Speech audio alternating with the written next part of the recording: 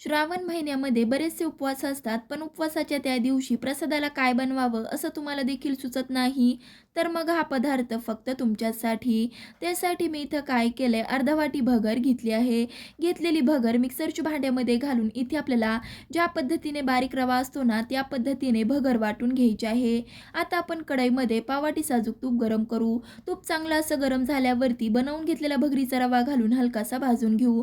हलकासा रवा भाजून झाल्यावरती ह्यामध्ये बदामाचे तुकडे, काजूच्या पाकळ्या घालून खमंग असा रवा भाजून घ्यायचा आहे. खमंग असा रवा भाजून झाल्यावरती 1 ग्लास दूध घालून मिक्स करून दूध पूर्णपणे आटल्यावरती मध्यम आकाराची एक केळी सोलून यामध्ये घालून पूर्णपणे स्मॅश करून घ्यायची आहे.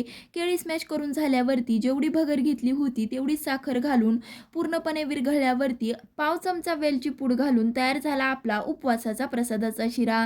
ट्राय करा आणि हो लाईक, शेअर, सबस्क्राईब करायला विसरू नका. धन्यवाद.